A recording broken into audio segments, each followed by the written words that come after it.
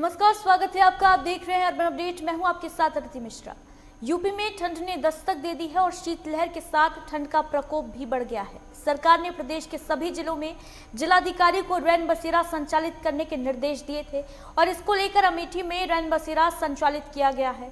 खास बात यह है कि इस बार इन रैन बसेरों में कोविड-19 की गाइडलाइन का पूरी तरीके से पालन करते हुए बसेरे संचालित करने के लिए आदेश दिए गए हैं और सभी रैन बसेरों में कोविड-19 की गाइडलाइन के मुताबिक मास्क, सैनिटाइजर समेत सभी प्रकार की व्यवस्था की गई है। अमेठी से हमारे संवाददाता ने कस्बे में स्थित रैन बसेरे का रियलिटी चेक किया है, देखिए।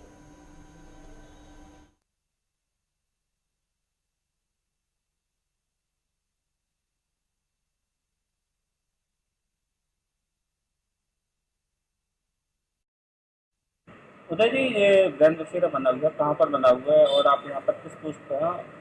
जी, ये बस स्टैंड पे रैन बसेरा है नगर निगम की तरफ से। मैं यहाँ पे सुपरवाइज़र हूँ। यहाँ की सारी जितनी भी देख रेख है मैं ही करता हूँ। अच्छा, जैसे अभी सर्दी चालू हो गई है, शीतलहर आने वाली है, तो किस तरह से तैयारियाँ की गई हैं आपके यहाँ? सर, अभी देख ही रहे हैं कि साफ़ सफाई बिल्कुल चली रही है। साफ़ सफाई पूरी करवाने के बाद पूरा सैनिटाइज हो जाएगा। उसके बाद नए ब्लैंकेट्स भी आ चुके हैं। ब्लैंकेट्स भी अच्छे मोटे हैं, उसमें कोई ऐसी कहीं वो नहीं है कि आदमी को ठंड लगे या उसे कोई मजबूरी में फेस करना पड़े। ऐसा कुछ भी नहीं है। हर तरीके से व्यवस्था है। चादर भी नए हैं, तकिए भी नए भेज दिए गए हैं, कंबल भी हैं, हर चीज़ की फैसिलिटीज़ हैं। गद्दे भी नए दे दिए गए हैं, अच्छे मोटे गद्दे दिए गए हैं। अच्छा, पर डे कितने लोग का पर डे कम से कम 15 से 20 आदमी तो आते ही हैं। पर डे आता है? हाँ। गर्मियों के दिन गए, सर्दियों के दिन आए। ऐसे में उत्तर प्रदेश सरकार के द्वारा रैन बसेरों को संचालित करने के लिए 10 नवंबर का समय दिया गया। 10 नवंबर से जो भी रैन बसेरे उत्तर प्रदेश में और भी हैं, प्रत्येक जिलों में जो भी हैं उनको संचालित करने के लिए, और वह भी कोविड-19 की गाइडलाइन के तहत संचालित करने के निर्देश दिए गए हैं। इस समय हम मौजूद हैं अमेठी कस्बे में, जो रैन बसेरा बनाया गया है। आप देख सकते हैं कि यह रैन बसेरा जो है, हालांकि यह अस्थायी रैन बसेरा है जो कि टाउन एरिया अमेठी की बिल्डिंग में बनाया गया है। नीचे यह दुकानें हैं और रैन बसेरा जो है ऊपर फर्स्ट फ्लोर पर है। इसकी हकीकत जानने के लिए कि वास्तव में जो सरकार का गाइडलाइन है उसका पालन हो रहा है, रैन बसेरा की व्यवस्था यहाँ पर क्या है, इसको देखने के लिए हम मौजूद हैं। हम आपको लेके चलते हैं ऊपर की फर्स्ट फ्लोर पर, जहाँ पर देखेंगे कि रैन बसेरे की क्या स्थिति है। रैन बसेरों की हालत देखने के लिए हम फर्स्ट फ्लोर पर आ चुके हैं। हम आपको दिखाना चाहेंगे कि यहाँ पर रैन बसेरा की जो व्यवस्था है वो किस प्रकार की है। हालांकि इसमें शटर लगी ये दुकान टाइप का बना हुआ है। अस्थायी रैन यहाँ पर कोई मौजूद तो नहीं दिख रहा है। आप देख सकते हैं कि प्रॉपर तरीके से यहाँ पर बिस्तर लगे हुए हैं और रजाई है, जो गद्दा पड़ा हुआ है, फोल्डिंग चारपाई है। व्यवस्था जो दिखाई पड़ रही है वो समुचित तरीके से है। जमीन पर कहीं कोई व्यवस्था नहीं है। हालांकि अभी कोई आया नहीं है। कोरोना थमा नहीं है। कोरोना के चलते जो कोविड की गाइडलाइन है वो जो है उसके तहत क्या व्यवस्था की गई है, जो यहाँ पर जो मौजूद हैं आप देख सकते हैं कि मास्क इन्होंने रखा हुआ है, हैंड सैनिटाइजर भी है, पानी, बाल्टी, जो भी प्रॉपर व्यवस्था होनी चाहिए जिसके तहत सरकार द्वारा गाइडलाइन जारी की गई थी, उस व्यवस्था के मानक के अनुरूप यहाँ पर दिखाई पड़ रहा है। जो यहाँ पे मौजूद हैं हम उनसे जानेंगे कि वास्तव में क्या स्थिति है। क्या नाम है आपका? मेरा नाम कृष्णा है। कृष्णा जी, ये बताइए कि ये कब से शुरू हो गया? ये कल से शुरू हुआ था। ये कल से शुरू हो गया? जी जी। अभी कोई आया इसमें कि नहीं? अभी कोई नहीं है। अभी कोई नहीं आया जी। अच्छा, क्या व्यवस्था कैसे रहती है? हम लोग यहाँ बैठे हुए हैं सर। जब बाहर से यात्री आएगा तो हम उसको हाथ उसका सैनिटाइज करवाएंगे, उसको मास्क देंगे, उसका नाम अपने रजिस्टर में आधार कार्ड के नाम से अंकित करेंगे। अच्छा, तो अच्छा, ये ऊपर ये दुकानें हैं? जी, ये दुकानें हैं सर। दुकानों में ही इनकी व्यवस्था की? जी। कितने कमरे हैं जिसमें व्यवस्था की? यहाँ पर ऊपर पूरा हॉल में पूरी व्यवस्था है इनकी। अच्छा, ऊपर हॉल में भी व्यवस्था है? शौचालय की व्यवस्था पूरी। शौचालय है? जी। कहाँ पर है? ऊपर है। सेकंड फ्लोर सेकंड फ्लोर पर बता रहे हैं शौचालय की व्यवस्था है। फिलहाल जो अभी तक यहाँ पर कोई भी यात्री आया नहीं है, कोई भी आमद नहीं हो पाई है। अब यहाँ पर चूंकि जाहिर सी बात है कि लगभग गरीब लोग ही यहाँ पर पहुँचते हैं।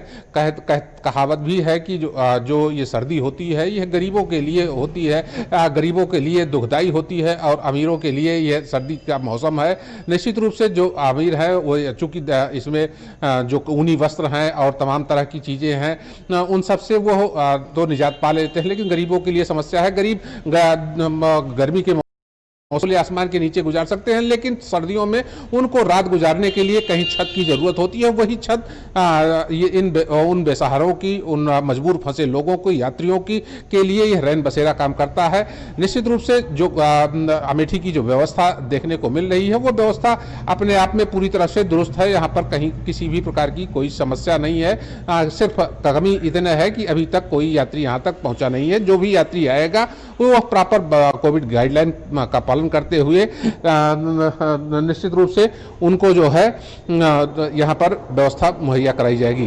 कैमरा पर्सन मोनू ठाकुर साथ Lokesh Tripathi, live today Amethi. UP के सभी जिलों में ठंड को लेकर मुख्यमंत्री योगी आदित्यनाथ ने 10 तारीख से रैन बसेरी की स्थापना की घोषणा की है।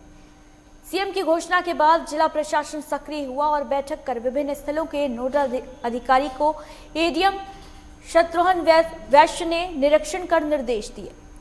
जिले की 5 नगर निकायों में रैन बसेरा स्थापित किया जा रहा है, जिससे किसी राहगीर या मजबूर को ठंड का शिकार होने से बचाया जा सके।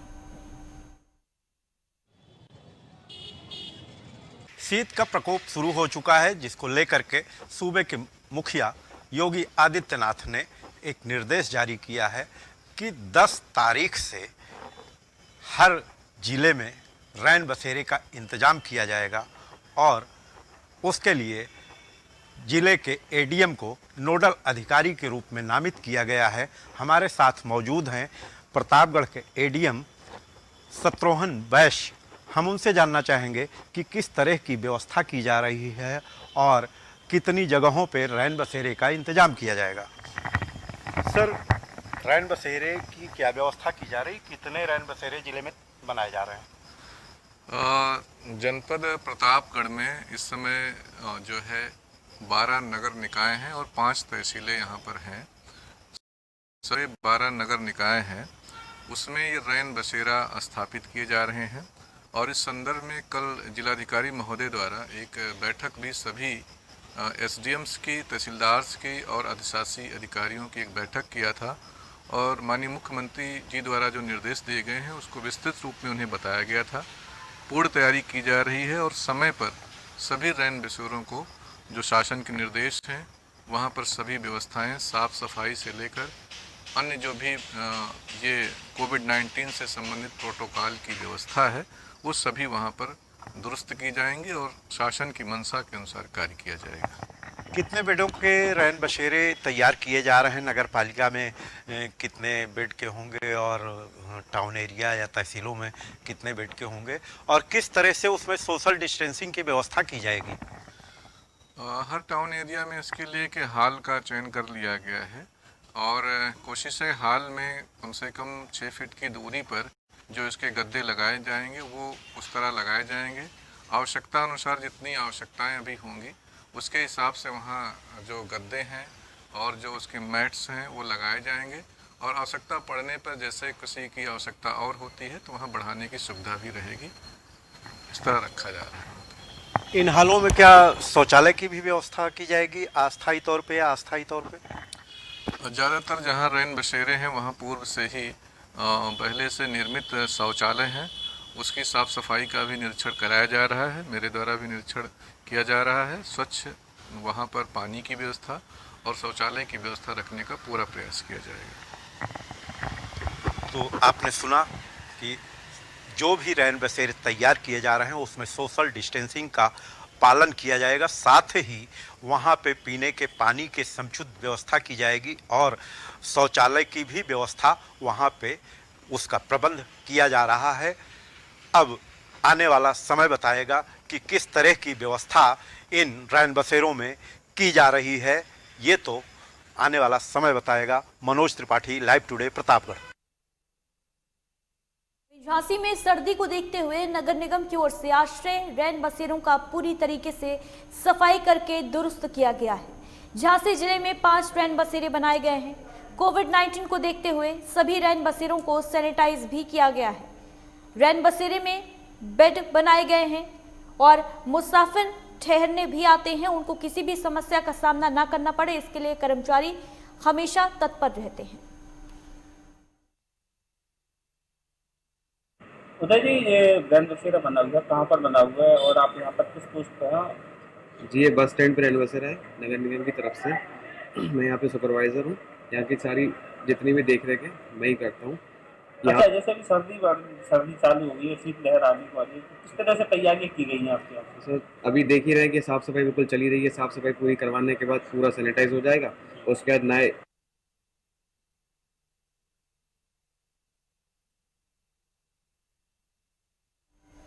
यह वक्त एक छोटे से ब्रेक का है, जल्द लौटेंगे।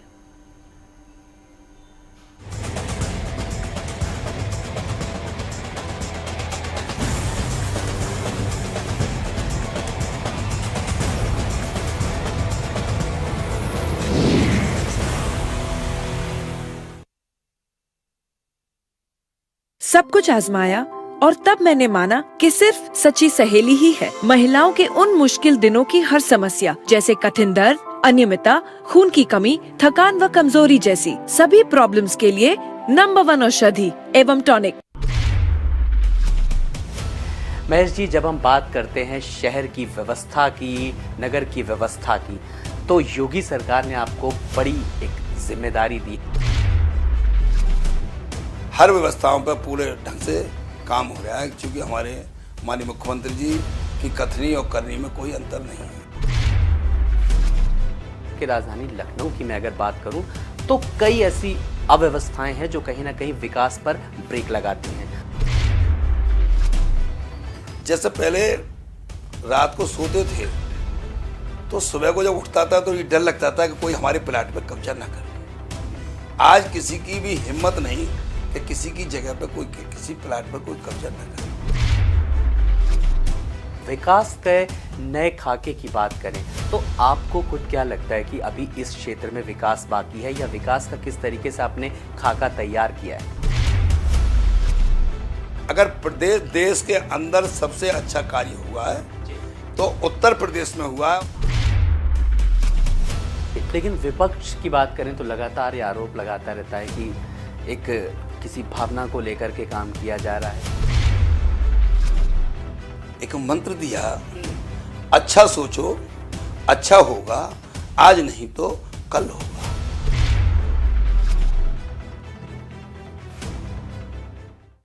वारदात की तह तक होगी पड़ताल, जुर्म की हर दास्ता होगी बेनकाब, हर अपराधी का होगा पर्दाफाश।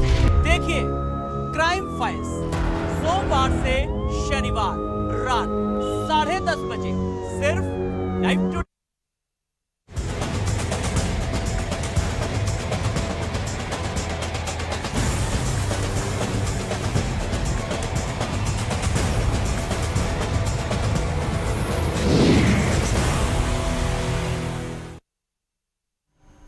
ब्रेक के बाद स्वागत है आपका। लखनऊ में लाखों रुपए से बना पुल प्रशासन की लापरवाही के चलते धंस गया है।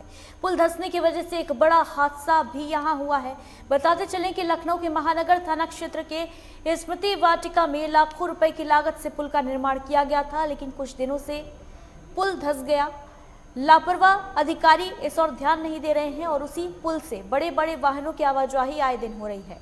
आज इस धंसे हुए पुल पर एक ट्रक पलट गई, जिससे एक बड़ा हादसा होते यहां पर हो गया। हादसे में ट्रक चालक और एक अन्य घायल हो गया है। इतना ही नहीं, ट्रक पलटने की वजह से पुल पर जाम भी लग गया और फिलहाल क्रेन की मदद से पलटे हुए ट्रक को पुल से हटाया जा रहा है।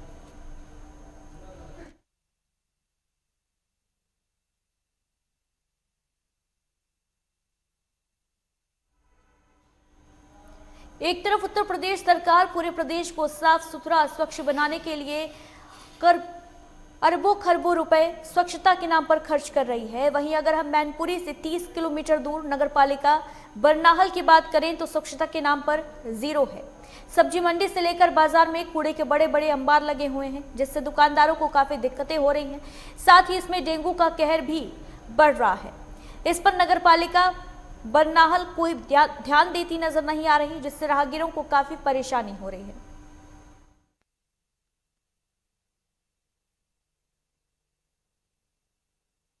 यहाँ के दुकानदार हैं और यहाँ पर कूड़े का बहुत बड़ा गंदगी पड़ी हुई है। यहाँ पर नगर पालिका कोई ध्यान नहीं दे रहा है, ये कोई देखती नहीं है जो साफ सफाई कराए। यहाँ पे पानी की बहुत समस्या है, नल भी खराब पड़े हुए हैं, कोई ध्यान नहीं दे रहा इस पर नगर पालिका।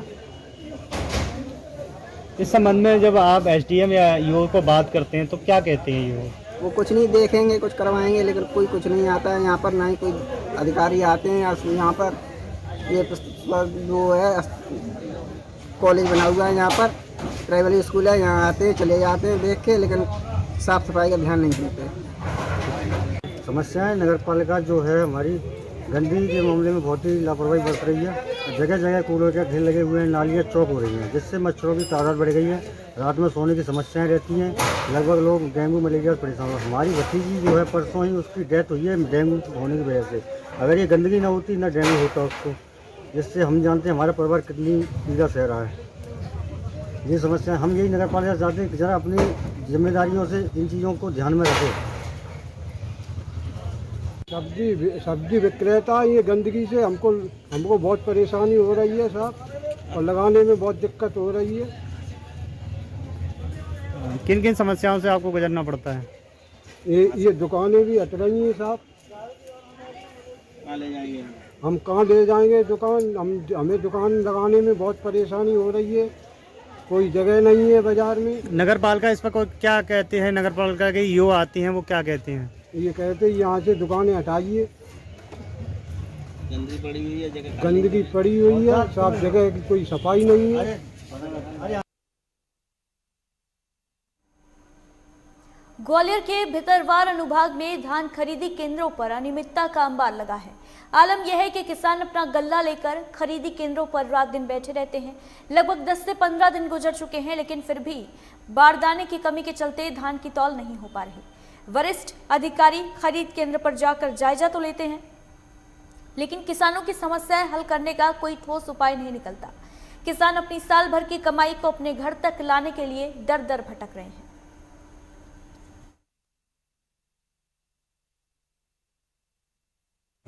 बारदाना को लेकर के तो शुरू से ही समस्या आ रही है। इस साल जो है नया बारदाना तो मिला नहीं है, पुराना बारदाना पर्याप्त मात्रा में कभी भी नहीं मिल पाया है। जैसे जैसे बारदाना आता जाता है लोग फिर इंतजार करके तुलाई हो रही है। अभी जैसे कि हम लोग वहाँ से आ रहे हैं गड़ाजर समिति पे, तो सर वहाँ पर ना तो कोई सर्वेयर था और बाद में आया, हालांकि ना तो उसका समिति प्रबंधक मिला सर मौके पर। कैसे खरीदी हो रही होगी जबकि तुलाई जारी थी? अब समिति प्रबंधकों को रहना चाहिए। कलेक्टर साहब की ओर से जो है अधिकारियों को भी नियुक्त किया गया है और 24 घंटे अधिकारी जो रहेंगे।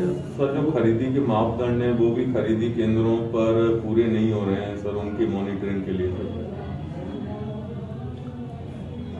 खरीदी के मापदंड तो पूरे हो रहे हैं सर, खरीदी केंद्रों पर छन्ना नहीं है, मॉइस्चर मीटर नहीं है, FAQ माल नहीं खरीदा जा रहा है। तो वो तो जो FAQ चेक करने वाला सर्वेयर है उसके पास ही मॉइस्चर मीटर और दूसरी सब संसाधन रहते हैं, वो पास कर देता है, उसके बाद ही खरीदी की जा रही है। जैसा कि आपने भी सर अभी गड़ाजर का शायद निरीक्षण किया है कुछ किसानों को, क्या समस्या वहाँ पे मौके पे देखी? गड़ाजर के कृषकों ने बताया कि उनको 1 सप्ताह से वो खड़े हुए हैं, तो मैंने देखा कि वास्तव में वहाँ बारदाना नहीं था और उनको काफ़ी समय से विलम्ब करना पड़ रहा था, तो उनके लिए अलग से कांटे लगा करके व्यवस्था करा के आया।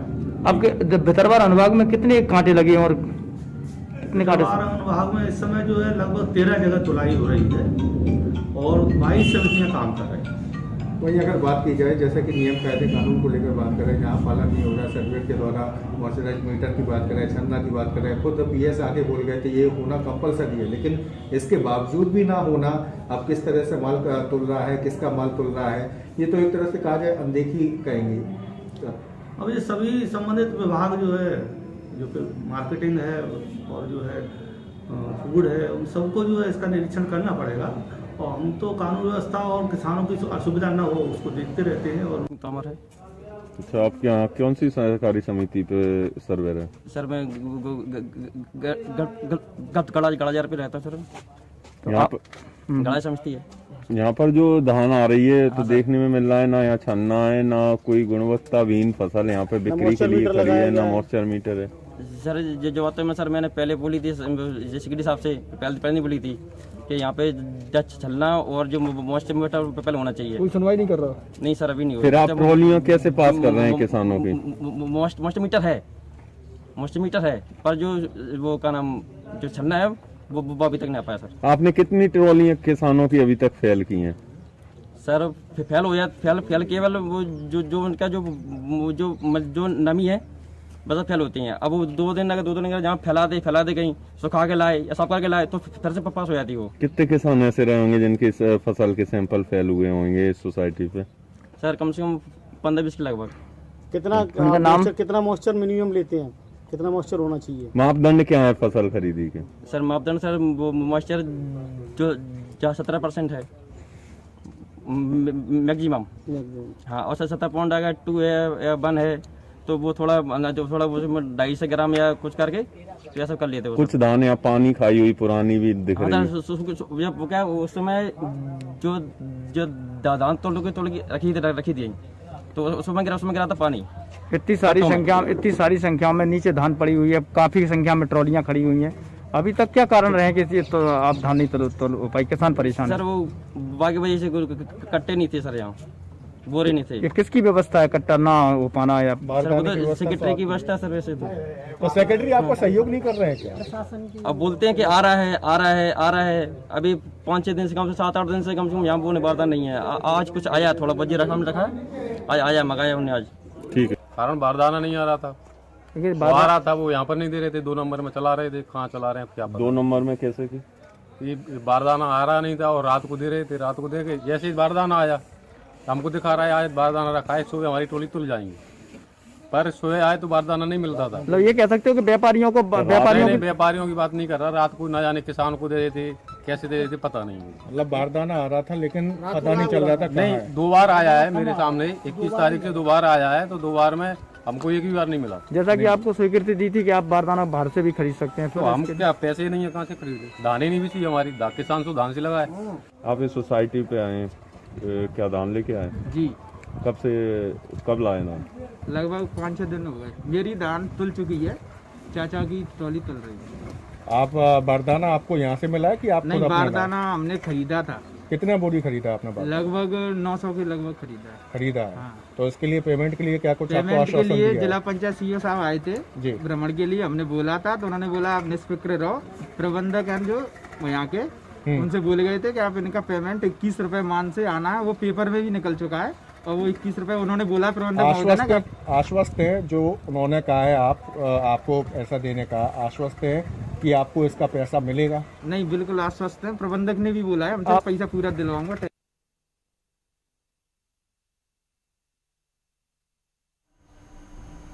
झांसी के मुख्य बस स्टैंड पर फैला कचरा आबादी क्षेत्र में रहने वाले लोगों के लिए मुसीबत बन रहा है। सड़क किनारे जगह जगह गंदगी का अंबार है और इस गंदगी से आसपास दुर्गंध भी फैलती रहती है।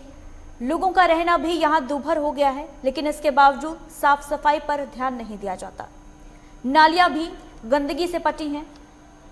इस गंदगी को दूर करने के लिए नगर निगम की ओर से कराए जा रहे प्रयास नाकाफी साबित हो रहे हैं। गंदगी ऐसी है सर कि लोग आ गए केले वगैरह खाते हैं, ये फेंकते हैं। बगल में नाली है, इसका कोई निकास नहीं है, तो सारा कोई बाथरूम करता है, कोई कुछ करता है, सब बदबू आती। इसलिए अगल बगल की खिड़कियां बंद कर रखी है। कोरोना महामारी से लोग जूझ रहे हैं और ऐसे में इतनी गंदगी रहेगी बस स्टैंड पे तो कैसे काम चल पाएगा? तो बीमार पड़ जाएंगे। तो इसके लिए आपने कोई लिखा पढ़ी करी? लिखा पढ़ी कर्मचारी आते हैं, उनसे कहते हैं सफाई करो, वो अपना फॉर्मेलिटी पूरी करी और ये चलती है। एक तरफ पूरा संसार कोरोना महामारी से जूझ रहा है तो दूसरी तरफ सरकार द्वारा इंतजाम किए जा रहे हैं कि सफाई व्यवस्था कायम रहे, लोग मास्क लगाकर घर से बाहर निकलें। लेकिन झांसी के बस स्टैंड पर जो देखने को मिला वो काफ़ी अलग है। झांसी के बस स्टैंड के पास गंदगी से पूरा रास्ता पटा पड़ा हुआ है और ये पास में ही प्राइवेट बस एसोसिएशन के कर्मचारियों का कार्यालय बना हुआ है। ये कार्यालय के पास भी गंदगी भरी पड़ी है। ये एक पब्लिक प्लेस है, सार्वजनिक स्थान है जहाँ पर आम जनता का आना जाना होता है। अगर ऐसे स्थान पर इतनी गंदगी रहेगी तो महामारी जो पैर पसारने वाली है वो दिक्कत पैदा करेगी। इन सारी बातों के मद्देनजर यहाँ सफाई बहुत ज़रूरी है, लेकिन यहाँ सफाई नहीं होती। कर्मचारी कार्यालय के बाहर के एरिया को अतिक्रमण किया गया है, लोग यहाँ पे कब्जा जमा बैठे हुए हैं। पास से जो नालियाँ हैं वो चौक पड़ी हुई हैं, नालियाँ बंद पड़ी हुई हैं और ये स्थिति है झांसी के मेन बस स्टैंड की। अगर मेन बस स्टैंड के हालात ये हैं तो आम जनता के घरों का क्या होता होगा, ये सोचना बहुत छोटी सी बात है। ये बस के जो प्लेटफॉर्म हैं जहाँ पे लोग रुकना होता है, देखिए हर तरफ गंदगी गंदगी पटी पड़ी हुई, ये स्थिति है झांसी के बस स्टैंड की, जहाँ पर लोग यहाँ पर भारी संख्या में पहुँचते हैं, यहाँ से अपने गंतव्य की ओर रवाना होते हैं। इससे अंदाज लगाना मुश्किल नहीं कि किस दिक्कतों से झांसी गुजर रहा है। Kuldeep Awasthi, live today, Jhansi. और इन्हीं खबरों के साथ अर्बन अपडेट में बस इतना ही। दीजिए इजाजत, नमस्कार।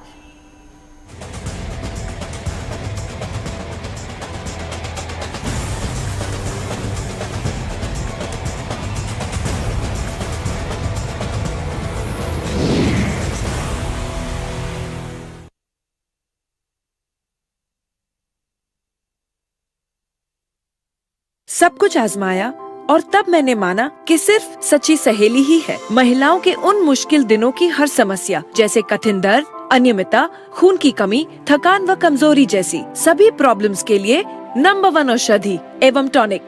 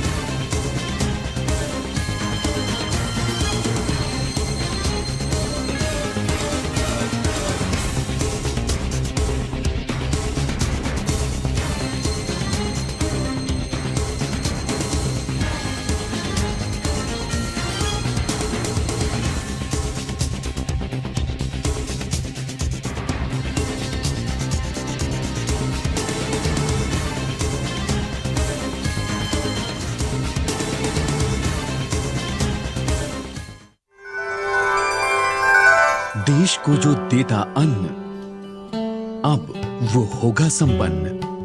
कम लागत, अधिक मुनाफा, कृषि कर्म में करेगा इजाफा। खेती किसानी या पशुपालन में वृद्धि, किसान की मेहनत में दिलाएगी सिद्धि। उन्नत तरीके, विशेषज्ञों का साथ देगा किसान को मजबूत आत्मविश्वास। किसान की